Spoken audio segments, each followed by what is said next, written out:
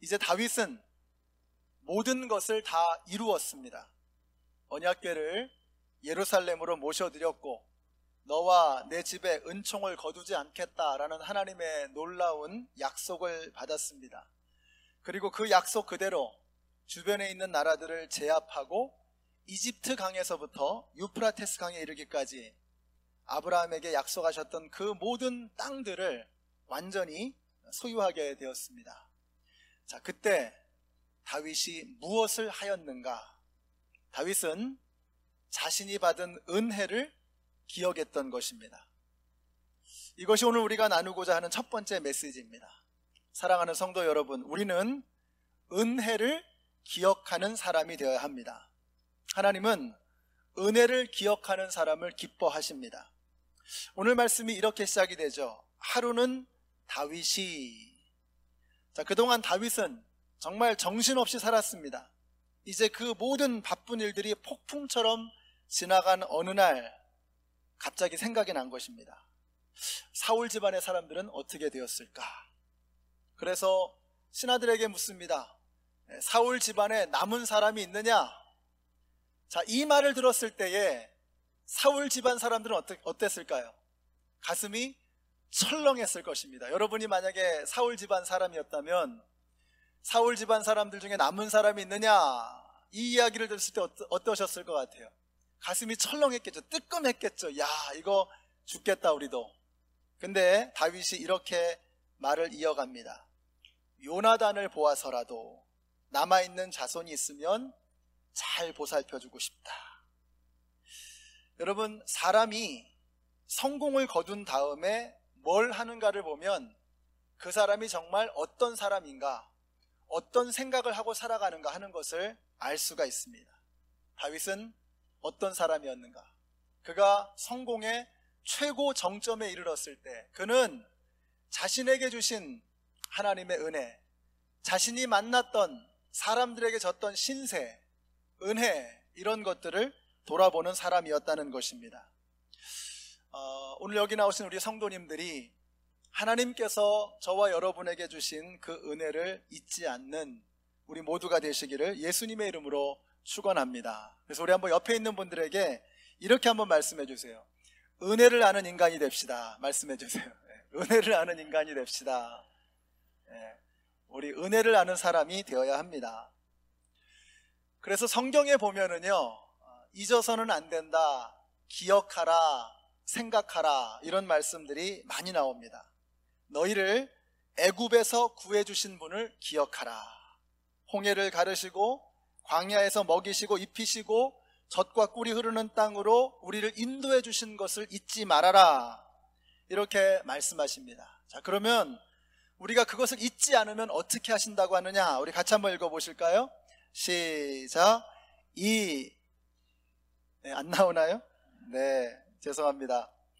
여호수아서 1장 8절에 나오는 말씀 제가 읽어드릴게요. 이 율법책을 내 입에서 떠나지 말게 하며 주야로 그것을 묵상하여 그 가운데 기록한 대로 다 지켜 행하라. 그리하면 내 길이 평탄하게 될 것이다. 내가 형통하리라. 이렇게 말씀합니다. 여기서 말씀이라고 하는 것, 율법이라고 하는 것은 단순히, 이 율법책은 단순히 뭐 십계명 또 뭐 여러 가지 율법들, 이런 것만을 말하는 게 아닙니다. 그 율법책에 기록되어져 있는 내용들이 무엇입니까? 하나님께서 우리를 위해서 어떠한 일을 행하셨는가? 하나님께서 우리 민족을 위해서, 나를 위해서 무엇을 하셨는가를 소상히 낱낱이 다 기록한 그 말씀, 그 말씀을 기억하는 사람, 그 말씀을 마음에 새기며 살아가는 사람, 그 하나님의 은혜를 묵상하며 날마다 하루하루를 살아가는 사람, 그 사람을 어떻게 하신다 그래요? 내가 너를 형통하게 하겠다, 너를 잘 되게 하겠다라고 말씀하세요. 영어 성경에 보니까 Then you shall be prosperous and successful. 네가 하나님의 은혜를 기억하고 살아가면 너는 형통할 것이다, 잘 될 것이다, 성공할 것이다. 하나님께서 주신 약속의 말씀입니다.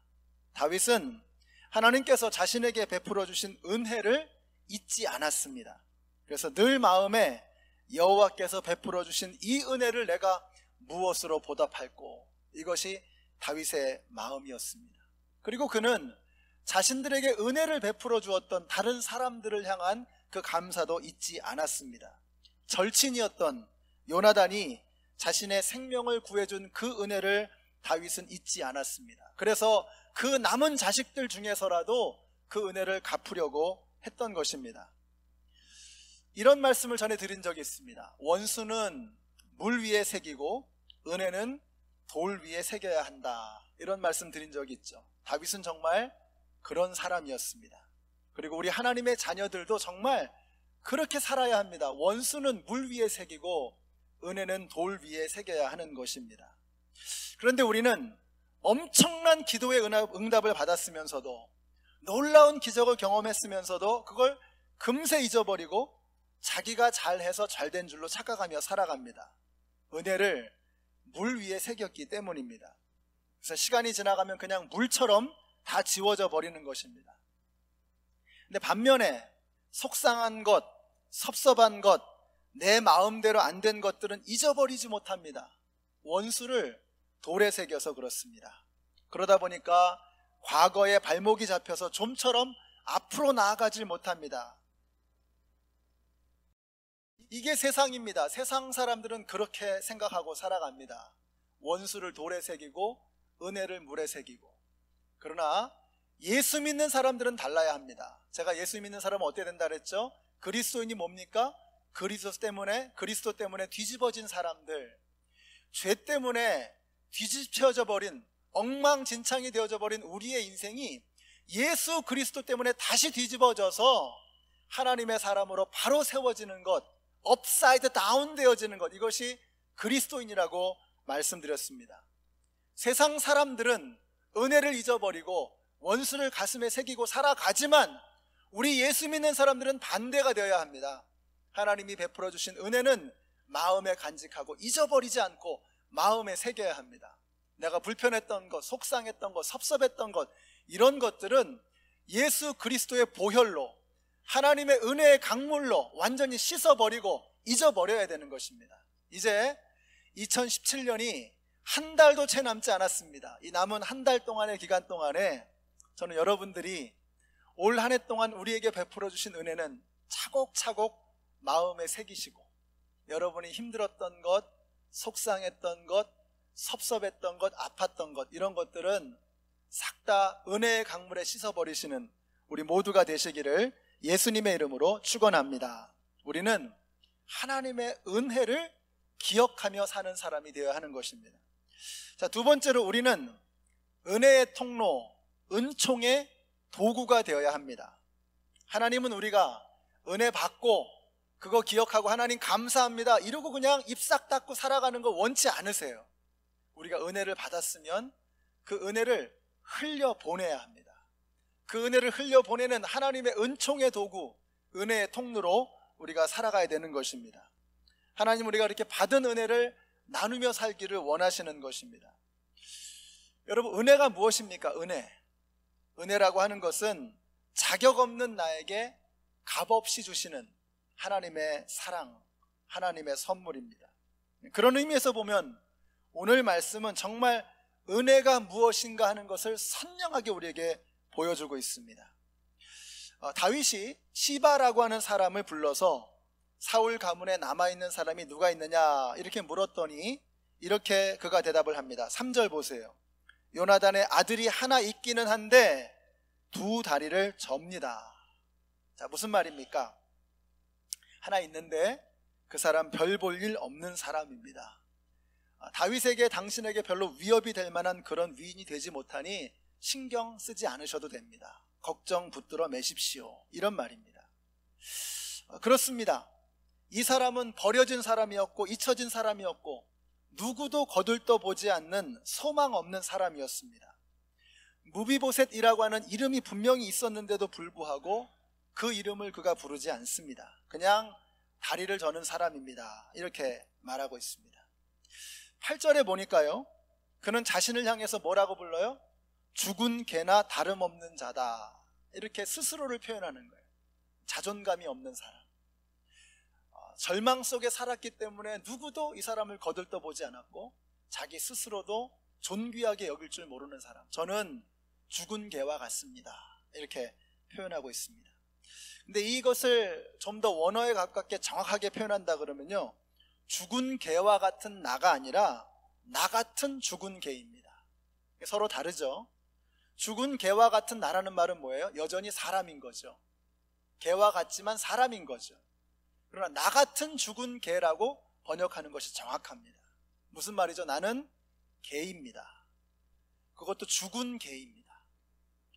우리 한국에서는 개를 참 사랑하잖아요. 미국에서도 사랑하고, 사랑하는 방식이 좀 다르지만 어쨌든, 그러나 그럼에도 불구하고 개라고 그러면 별로 좋아할 사람은 없습니다. 아, 참 양 같으십니다. 그러면 참 칭찬하나 보다. 근데 도구 같으십니다. 이러면 굉장히 기분 나쁘시잖아요. 그런데 우리 한국이나 미국하고는 비교도 될 수 없는 게 이스라엘입니다. 이스라엘 백성들에게 있어서 개라고 하는 것은 정말 차마 입에 담을 수 없는 표현입니다. 이방인들을 향해서 쓰는 표현이 몇 가지가 있습니다. 그 중에 하나가 지옥의 땔감이라는 표현입니다. 그러니까 이방인들을 왜 하나님이 지으셨냐? 이스라엘 사람들은요, 지옥에 불을 지펴야 되는데 지옥의 땔감으로 이방인들을 만들었다, 이렇게 생각을 해요. 자, 그리고 이방인들에게 또 쓰는 표현이 하나 있습니다. 개라는 표현입니다. 사마리아 사람들을 개라고 불렀습니다. 이것이 개에 대한 생각입니다. 그런데 무비보셋이 스스로를 향해서 뭐라고 표현하냐? 저는 죽은 개입니다, 이렇게 표현하는 거예요. 정말로 무비보셋은 쓸모없는 사람, 모두가 다 잊어버린 사람. 자, 이런 버려진 사람을 다윗이 찾으려고 하는 것입니다. 다윗이 이걸 어디에서 배웠을까? 다윗은 어떻게 이런 버려진 사람이라는 것을 알면서도, 쓸모없는 존재라는 걸 알면서도 그를 찾으려고 했을까? 다윗이 이거 어디서 배운 겁니까? 자신을 찾아주신 하나님을 기억하는 거예요. 자신을 찾아주신 그 하나님의 은혜를 생각하는 겁니다. 가족들도 다윗은 제껴놨습니다. 걔는 볼 것도 없습니다. 여기 첫째 아들, 둘째 아들 훌륭한 아들 많습니다. 부모도 내놓은 사람이 자식이 바로 다윗이었어요. 근데 그 다윗을 사무엘을 통해서 하나님께서 찾아주셨잖아요. 버려진 자신을 찾아주셨던 그 하나님의 은혜를 다윗이 잊지 않는 것입니다. 그래서 버려진 이 사람 무비보셋을 다윗이 찾으려고 합니다. 잊혀진 존재, 버려진 존재, 아마도 아무도 거들떠보지 않는 이 사람, 지옥불로 향해 가는 죽을 수밖에 없는 죄인들, 바로 그 죄인들을 찾아주신 하나님의 은혜가 저와 여러분에게 있는 것입니다. 우리가 뭐 대단해서, 훌륭해서, 뭐 똑똑해서, 세상의 다른 사람들하고 비교해서 너무나 탁월하고 우월하기 때문에 하나님께서 우리를 자녀 삼아주신 게 아니죠. 우리는 자격 없는 죄인들입니다. 지옥의 땔감으로 밖에는 쓸모가 없는 그러한 존재들입니다. 그런데 그런 존재들을 예수님께서 찾아주셨다는 거예요. 우리에게 다가오셔서 우리를 하나님의 자녀로 삼아주셨다는 것입니다. 이게 은혜입니다. 저 멀리 두로와 시돈으로 스로보니게의 여인을 찾기 위해서 예수님이 가셨습니다. 유대인들은 가지 않는 사마리아 땅의 한 우물가로 그 여인을 찾아서 예수님은 가셨습니다. 뽕나무에 올라가 있는 삭개오를 예수님은 찾아가셔서 그 이름을 불러주시는 거예요. 여기 시바라는 사람은 무비보셋의 이름을 부르지 않았습니다. 그냥 다리 저는 사람입니다. 근데 예수님은 이름을 불러주세요. 삭개오야, 내가 오늘 너의 집에 가서 밥을 먹겠다, 같이. 우리 하나님은 이름을 불러주시는 하나님이십니다. 모세야 하면서 이름을 불러주셨죠. 아브라함아 아브라함 하면서 이름을 불러주셨죠. 사울아 사울아 하면서 이름을 불러주셨죠. 시몬의 아들, 요한의 아들 시몬아 하면서 베드로를 불러주셨죠. 우리 하나님은 우리의 이름을 불러주시는 하나님이십니다. 여러분, 이름을 부른다는 게 뭡니까? 우리 하나님은 자신의 이름도 우리에게 드러내셨어요. 여호와다, 내 이름은 여호와다. 이름을 왜 이름을 우리에게 알려주셨죠? 그리고 왜 우리의 이름을 불러주시죠? 우리와 교제하기를 원하시는 하나님, 우리와 사귀기를 원하시는 하나님, 우리와 함께 사랑을 나누기를 원하시는 하나님이시기 때문이에요. 하나님은 저와 여러분의 이름을 아시고 그 이름을 불러주시는 분이신 것을 믿으시기 바랍니다. 세상에서는 우리의 어떤 다른 걸 가지고 평가하잖아요. 무비보셋은 다리를 전다. 이름을 불러주지도 않고 다리를 다 저는 사람입니다. 이 사람은 뭐 사장님입니다. 뭐 돈이 얼마를 가지고 있습니다. 얼마나 높은 자리에 있습니다. 세상은 맨날 그런 거 부르잖아요.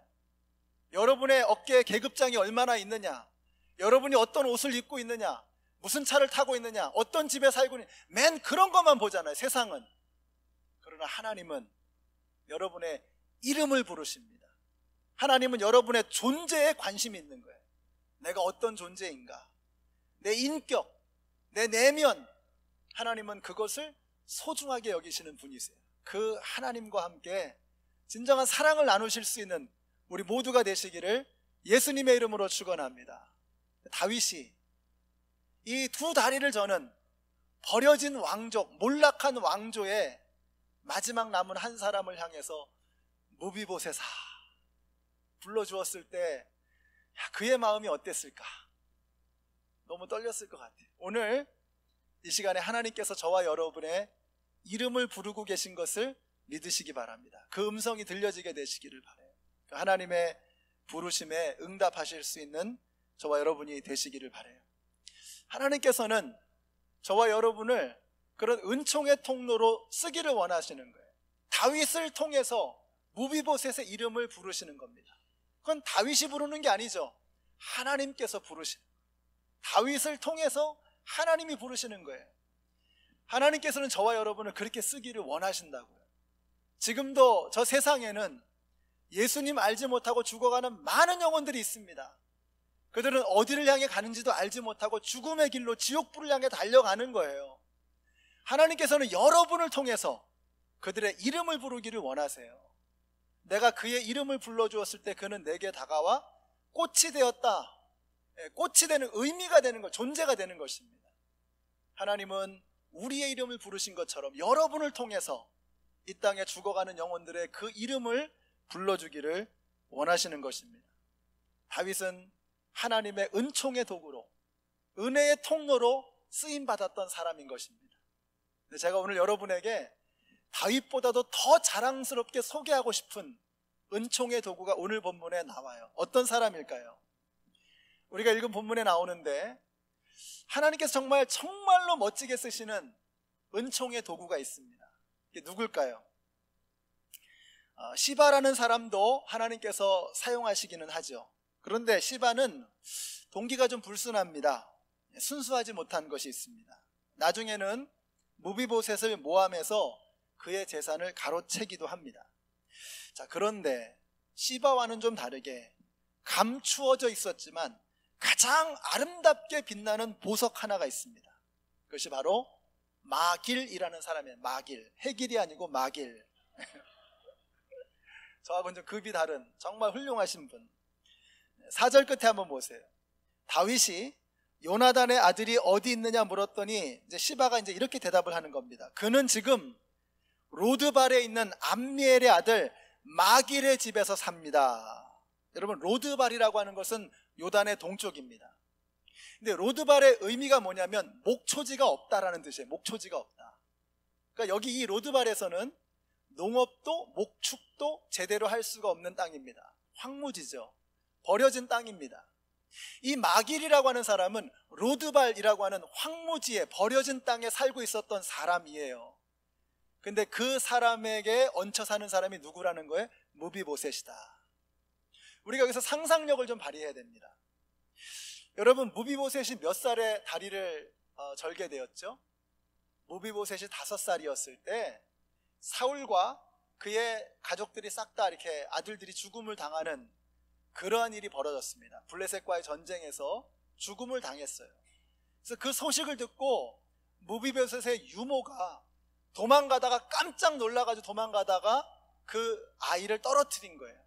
그 아이를 떨어뜨리면서 이 아이가 두 다리를 쓸 수 없는 장애인이 된 것입니다. 자, 한번 생각해 보세요. 이 마길이라고 하는 사람은 장애인이 된 이 아이, 그래서 몰락한 왕조에서 이 사람을 도와주면 오히려 정치적으로 혹은 굉장히 핍박을 받을 수 있는 이런 상황이죠. 이 몰락한 왕조에 남은 아이 하나를 책임지고 돌봐준 사람, 아마도 양자로 삼았을 것입니다. 오늘 9장의 맨 끝절에 보시면은요, 무비보셋이 아들을 낳아요. 미가라고 하는 아들을 낳습니다. 어린 아들. 그러니까 이 무비보셋이라는 사람이 5살 때 다리를 절었는데 지금 아들을 낳을 정도가 되었으니까 대략 한 20년은 지나간 겁니다. 마길이라고 하는 사람은 지난 20년 동안 이 무비보셋을, 장애인이 된 이 아이를, 몰락한 왕조에 버려진 이 아이를 양자로 삼아서 잘 키워서 장가까지 보내고 애까지 낳게 한 겁니다. 여러분 소름 끼치지 않으세요? 야, 이게 정말 하나님께서 쓰시는 은총의 도구이구나. 얼마나 아름답고 멋진 삶입니까? 마길은 정말로, 우리 사람들은 몰라요. 사람들은 시바를 기억합니다. 시바는 종이 15이고 아들이 15이고 종이 20이나 되는 참 잘 나가는 사람이었어요. 이런 사람은 이상하게 잘 돼요. 또 이상하게 세상에서. 근데 마길은 어떻습니까? 누구도 몰라요. 황무지에서 버려진 땅에 살면서 버려진 땅에서 버려진 아이를 돌보면서 20년을 넘게 그러고 살아가는 거예요. 세상 사람들은 몰라도 하나님의 관심은 마길에게 있습니다. 하나님은 마길을 보시는 거예요. 이 마길이라고 하는 이 사람의 섬김을 하나님께서는 기쁘게 받으신 줄로 믿습니다. 나중에 다윗이 자기 자식 압살롬이 반역을 해서 도망을 치게 되죠. 그 도망을 칠 때 누가 도와줘요? 마길이 도와줘요. 야, 정말 멋있는 사람 아니에요? 그러니까 이 사람은 버려진 사람, 앞으로 장래에 소망이 없는 사람, 잊혀진 사람, 몰락하는 사람을 도와주는 전문이에요. 저는 여러분들이 그런 분들이 되시기를 바랍니다. 우리는 어떻게 하죠? 잘 나가는 사람, 세상에서 이렇게 막 유명해지고 힘있고 돈 있고, 그래서 내가 뭐 하나라도 베풀면 더 큰 거를 얻을 수 있는 사람한테 잘해주려고 그러잖아요. 그게 보통 세상 사람들이 하는 일 아닙니까? 근데 우리가 누가복음 공부할 때 여러분 기억나시죠? 어떤 사람들에게 돌봐줘야 된다고요? 어떤 사람에게 선을 베풀어야 됩니까? 나한테 그 사랑을 되돌려줄 수 없는 사람, 내가 대접하면 나에게 되갚아줄 수 없는 사람들에게 관심을 가지고 그 사람들을 돌보라고 말씀하잖아요. 이게 성도의 삶인 것입니다. 마길은 다윗 시대의 진정한 그리스도인이었습니다. 버려진 사람, 잊혀진 사람, 아무도 거들떠보지 않는 사람을 마길은 관심을 가지고 있었던 거예요. 그래서 무비보셋을 돌봤고, 그래서 그는 다윗, 망명하는, 도망치는 다윗을 돌봐주었던 것입니다. 사랑하는 성도 여러분, 우리도 마길과 같은 은총의 도구가 되십시다. 하나님의 은혜의 통로가 되십시다. 세상 사람들처럼 그냥 잘 나가는 사람한테 빌붙어서 아첨하고 아부하는 것이 아니라 힘들고 어려운 사람들, 소망 없는 사람들에게 사랑을 나눠줄 수 있는 저와 여러분이 되시기를 예수님의 이름으로 축원합니다.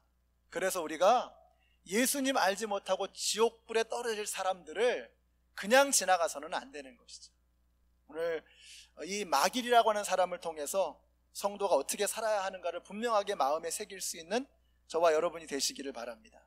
자, 마지막으로 우리가 인생 참 잘 살아야 되겠다라는 생각을 오늘 말씀 속에서 깨닫게 됩니다. 자, 다윗이 무비보셋을 어떻게 선대하느냐, 7절 뒤에 보시면, 자, 7절 한번 보실까요? 7절 같이 한번 읽습니다. 9장 7절 시작. 다윗이 그에게 말하였다. 겁낼 것 없다. 내가 너의 아버지 요나단을 생각해서 내게 은총을 베풀어 주고 싶다. 너의 할아버지 사울 임금께서 가지고 계시던 토지를 너에게 모두 돌려주겠다. 그리고 너는 언제나 나의 식탁에서 함께 먹도록 하여라. 저는 이걸 보면서, 야, 다윗 정말 참 멋있는 사람이다. 하나님께서 이 사람 좋아할 수밖에 없겠다 하는 생각이 들어요. 아까 말씀드렸죠. 무비보셋은 어떤 사람이었습니까? 저는 죽은 개입니다. 어떻게 저 같은 죽은 개에게 이렇게 사랑을 베풀어 주십니까? 무비보셋은 자존감이라고는 1도 없는 사람이었습니다. 눈꼽만큼도 자존감이 없는 사람. 그런 사람을 향해서 다윗이 뭐라고 얘기하는 거예요? 내가 너의 아버지 요나단과 절친이었어. 너의 아버지는 참 훌륭한 분이셨어. 그래서 내 생명도 구해주셨어. 정말 대단한 아버지를 두었구나. 너의 아버지는 정말로 훌륭한 분이셨어. 지금 뭐 하는 거죠? 왜 요나단 얘기를 하죠? 무비보셋의 무너진 자존감을 세워주는 거예요.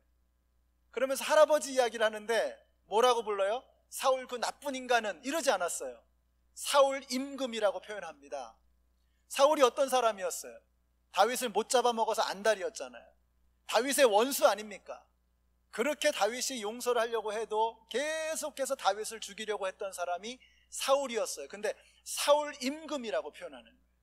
그러면서 사울이 가지고 있었던 모든 재산을 너에게 주겠다. 그의 재산을 회복시켜 주는 것입니다. 그리고 뭐라 그러죠? 너는 이제부터 내 상에서 함께 먹을 거야. 자, 다윗의 상에 누가 앉아서 먹습니까? 다윗의 자식들이 같이 둘러앉아 먹는 거 아니에요. 다윗의 왕자들이 다윗 상에서 같이 먹는 거예요. 그런데 그 자리에 너를 불러주겠다는 거예요. 무슨 말이죠? 무비보셋아, 너는 이제 내 아들이야. 이런 뜻입니다. 아니, 하나님이 어떻게 이런 사람을 안 좋아하실 수 있겠냐고요. 멋있잖아요, 다윗. 저는 여기 계신 우리 성도님들이 그런 분들이 되시기를 바랍니다. 근데 오늘 본문에서 7절과 1절에 공통적으로 등장하는 표현이 있어요. 요나단을 생각해서, 요나단 때문에 라는 겁니다. 그래서 이 말씀을 묵상하면서 인생 참 잘 살아야 되겠다. 여러분 가끔 그런 말 하죠. 이제 엉뚱한 데서 이렇게 알고 지내던 사람인데 여기 워싱턴 지역에 와서 만나게 된 거예요. 그럴 때 우리가 뭐라 그러죠? 아이고, 죄 짓고는 못 살겠습니다. 이런 말 하죠. 죄 짓고는 못 살겠습니다. 여러분 정말 죄 짓고는 못 사는 겁니다.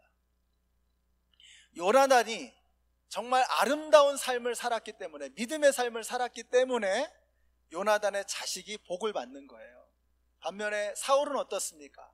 사울이 하나님을 대적하고 엉터리 같은 삶을 살았기 때문에 그의 자손들이 대대손손 어려움을 겪는 것입니다. 사랑하는 성도 여러분, 우리가 인생 잘 살아야 합니다. 내가 지금 잠깐 잘 되는 거, 그게 잘 되는 게 아니에요. 여러분 텍스 정확하게 내세요. 정직하게 텍스 하세요. 그리고 종업원들에게는 따뜻하게 대해주시고, 여러분이 종업원이라면 성실하게 정직하게 그렇게 일하셔야 됩니다. 이런 거 목장 가서 좀 나누세요. 우리가 어떻게 그리스도인답게 살아갈 것인가. 우리가 정말 인생 잘 살아야 됩니다. 내가 지금 잠깐 잘 되는 것 같은 게 잘 되는 게 아니에요. 내가 하나님 앞에 올바르게 정직하게 은혜를 나누면서 선하게 살아가면 내 대에 잘 되게 하실 수도 있습니다. 그러지 않을 수도 있어요. 분명한 것은 하나님은 그거 잊어버리지 않아요. 반드시 그것을 나에게가 아니라면 우리 자손들에게 돌려주시는 거예요. 우리가 요나단을 보면 알잖아요. 요나단을 생각해서 무비보셋에게, 이 버림받은 사람, 잊혀진 사람에게 다윗의 은혜가 흘러 넘치잖아요. 반면에 사울처럼 엉터리 같은 인생을 사니까 그 자손들이 다 죽음을 겪고 저주를 받는 그런 어려운 일을 당하지 않습니까? 사랑하는 성도 여러분, 저는 여러분 때문에 여러분의 자손들이 잘 되게 되시기를 예수님의 이름으로 축원합니다. 하나님께서 내 이름을 부르시면서 너 때문에 내가 네 자손을 축복하지 않을 수가 없어. 우리가 그런 삶을 살아야죠. 우리 인생을 제대로 잘 살아야 합니다. 그래서 하나님 앞에 지금 좀 어려운 것 같아도 정직한 길로 걸어가십시다. 지금 좀 힘들어도 올바른 길로 걸어가십시다. 지금 표시 안 나도 마길처럼 정말 힘들고 어려운 사람들을 잘 돌봐주심으로 하나님께서 여러분의 선행을, 여러분의 아름다운 삶을 잊지 않는, 그래서 우리의 자자손손이 은혜를 받는 그런 역사가 나타나게 되시기를 바랍니다. 적선지자면 필유경이라고 하는 그런 말이 있습니다.